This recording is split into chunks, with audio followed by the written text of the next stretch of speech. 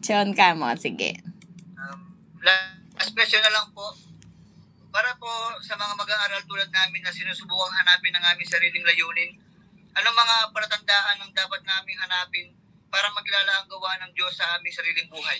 Of course, yung bunga ng gawa ng Diyos ay palaging mabuti. Pangalawa, payapa. Pangatlo, punong-puno ng pagmamahal.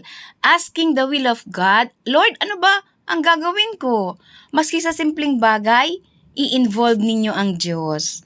Kaya nga, yung ating ginagawa, katulad ng dasal ni Jesus, Thy will be done.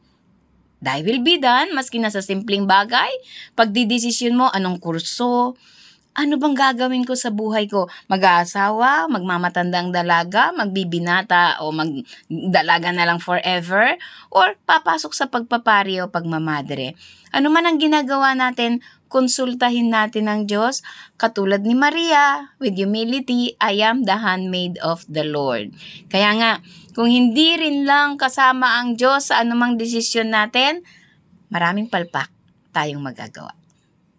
Okay po. Salamat po sa Diyos at napaulat na Sure! Welcome. Anytime kung may tanong kayo, I'm happy to answer at mag-campaign tayo.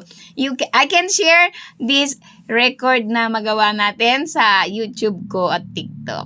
Thank you. Thank you po. God bless. Thank you, sister. Sir, thank you very much.